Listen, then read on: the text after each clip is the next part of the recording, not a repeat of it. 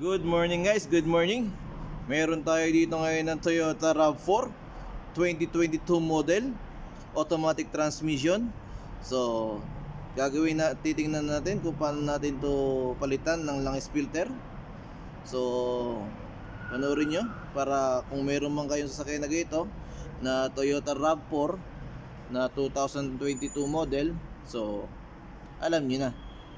So, watch nyo lang. Yan, tinataas na natin. Ayan nga yung filter. Pinapakita nung kasama natin N2. Yan yung YZZ N2 ng oil filter. So ipapakita ko na lang sa inyo mamaya dun sa title kung ano yung exact number ng oil filter, guys. So panoorin nyo lang hanggang sa huli. Malay nyo, isa na ito sa bibili ng amo nyo o isa na sa magiging sasakyan nyo. So guys, panoorin nyo kung paano namin na langis filter. Langis filter niya yung nasa ilalim. Nasa yung drain plug saka yung oil filter nasa ilalim. Maliit lang to ang oil filter. Bakal siya, hindi siya papel. Kaya pag may idea na kayo kung anong klaseng oil filter ang gagamitin. So, ayan. So medyo mahaba-haba itong video natin na to. Ayan, natatawa-tawa yung ating tropa kasi pinipilit nating alokin yung customer, hindi natin maalok kasi 22 model, sabi ng customer bago pa daw. So tayo naman mga dito sa Saudi nagtatrabaho bilang automotive mechanic and technician and lubman, only advice, nag-a-advise tayo sa customer para doon sa ikagagana sa kanya. Minsan talaga walang customer, walang pera, pabayaan natin sa atin ay recommendation.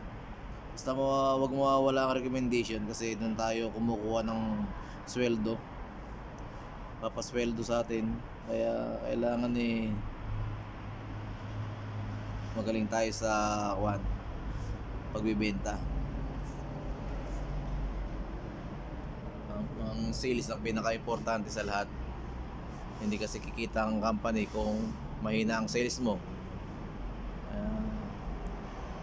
Kaya guys, ayan, panoorin nyo lang. Medyo magulo at hindi ko makita kung saan yung magandang anggulo. May madilim, may maliwanag. Kaya guys, panoorin nyo. Yung detail ipakikita ko na kung ano yung langis na gagamitin ko sa oil filter. Usually ginagamit dito na langis is 10W30 and 5W30. 10W30 for 5,000 and 5W30 for 10,000. Tapos ang oil filter niya is YZZ N2. Dati yon E1. So yun, tingnan nyo guys. Ilalagay ko sa title mamaya. Yun lang. So panoorin lang natin. Ayan. So dali lang naman yan guys.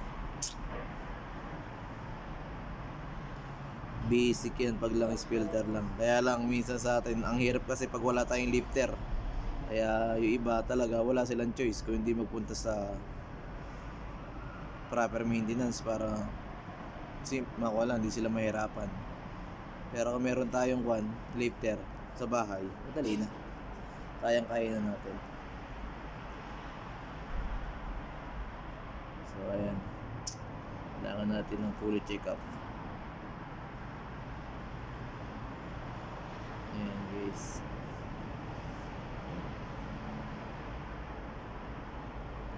panoorin nyo na lang ang huli.